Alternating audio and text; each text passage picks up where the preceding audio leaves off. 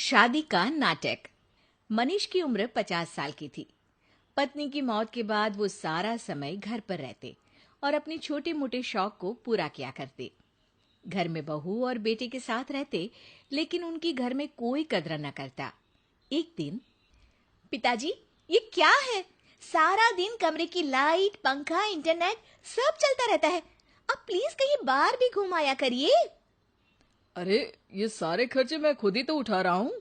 तुम्हें क्यों चिंता हो रही है बहू? तुम अपना काम क्यों नहीं करती? वाह पिताजी वाह, आज खर्चे की बात आपने कर ही दी है तो सुन लीजिए। पैसा आपका है तो क्या है, बच्चों के भविष्य के लिए ही है ना। मैं और राहुल इन पैसों से एक नया घर लेने की सोच रहे हैं। अगर घर ही लेना है तो अपने पैसों का लो। मेरे भरोसे कब तक चलोगे? तभी वहां मनीष का बेटा राहुल आ जाता है। ठीक ही तो कह रही है ना पापा ये। अरे कब तक इस पुराने मकान में पड़े रहेंगे? हमें बड़ा मकान लेना है। अरे, मैं इस मकान को बेचने की सोच भी नहीं सकता, क्योंकि ये मकान मेरी बीवी यानी तेरी माँ ने बड़े ही अरमानों के साथ बनाया था। इस घर का कोना कोना उसकी याद से जुड़ा है। मैं अपने जीवन की आखिरी सांस इसी मकान में लूंगा। लो जी, कर लो बात। अब क्या हम इनकी आखिरी सांस का इंतजार करें? दोनों मियाँ बीवी ये बोलकर वहां से चले जाते हैं। मनीष समझ नहीं पाता है कि उसके संस्कारों में क्या कमी रह गई जो उससे उसके बच्चे ऐसा व्यवहार करते हैं। वो उदास होकर बैठ जाता है। मनीष शाम को पार्क में उदास बैठा होता है कि उसका दोस्त वहां आ जाता है। अरे क्यों उदास बैठा है? तुझे तो किसी चीज की कमी नहीं है। पैसा है, अपना मकान है, सारा समय फ्री, फिर भी उदास है। मनीष अपने दोस्त को सारी बात बता देता है। इतनी सी बात? देख यार, बच्चे तो हमारे ही हैं, बस गलत रास्ते चले गए हैं। इन्हें कैसे लाइन पर लाना है बताता हूँ मैं। फिर दोस्त मनीष के कान में कुछ कहता है। अगले दिन मनीष एक औरत के साथ दरवाजे पर खड़ा होता है। अरे पापा जी, ये कौन है? तभी वहां मनीष का बेटा भी आ जाता है। ये तुम लोगों की नई माँ है। नाम है इनका रोजी। Hello kids. अरे मतलब कुछ भी, किसी को भी लाकर खड़ा कर दो नई माँ बोलकर। और कल तो आप माँ जी को बड़ा याद कर रहे थे, हैं? और आज शादी भी कर ली? हाँ, तुम लोगों की अपनी अलग दुनिया है। मैं सोच रहा था कि मैं क्या करता तो शादी कर ली पापा? अच्छा, हम लोग थक गए हैं, थोड़ा आराम करेंगे। हटना जरा। दोनों अपने कमरे में चले जाते हैं। अगले दिन रोजी कहती है, अरे घर में इतना सारा दूध आता है, इसके पैसे कौन देता है? कौन? क्या पापा जी देते हैं? और क्या कोई पेड़ लगा है जो काट के दे दूंगी? तो पापा जी कितने वक्त दूध पीते हैं? वो कोई दूध पीते बच्चे नहीं है। हाँ, मेरे पति 4 वक्त और मैं 3 वक्त।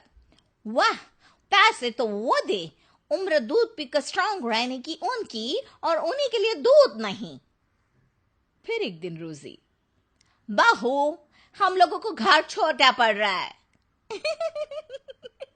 लगता है आपको भी बात समझ में आ ही गई। अरे मैं तो कब से कह रही हूँ, लेकिन क्या करूँ, कोई मानता ही नहीं कि बड़ा घर ले लो। बड़ा घर क्यों? इस घर से मेरे पति की यादें जुड़ी है। अब तुम लोग कहीं और चले जाओ, साथ रहना पॉसिबल नहीं है। क्या बोल रही है? बाहर का किराया, बिल, रहन सहन, खाना पीना, समझ रही है कितना खर्चा होता है? बहू, तुम भूल गए कि खर्चा अब मेरे हाथ में है। घर छोड़कर तो तुम दोनों को जाना ही पड़ेगा। बस जल्दी खाली कर दो, दोनों के लिए वो अच्छा रहेगा। बहू पति को सारी बात बताती है और दोनों मनीष के पास जाते हैं। पिताजी, ये आपकी बीवी क्या कह रही है कि हमें घर खाली करना पड़ेगा? अरे जब से आई है सारा पैसा भी अब आप उसी के हाथ में देते हैं। खाने पीने को भी अब हमें हमारे घर में सोचना पड़ता है।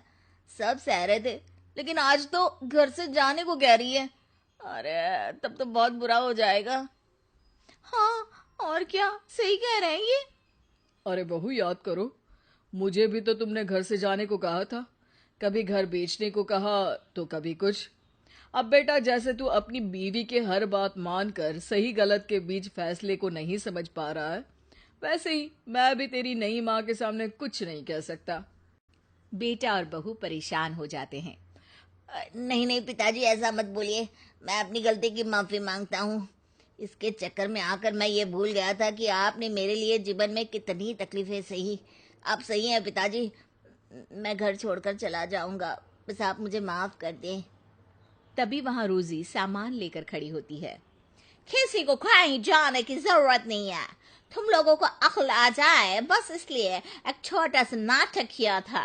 हम नटाली और मनीष, अब अगर इन दोनों ने तुमको परेशान किया तो फिर मैं सच में आ जाऊंगी।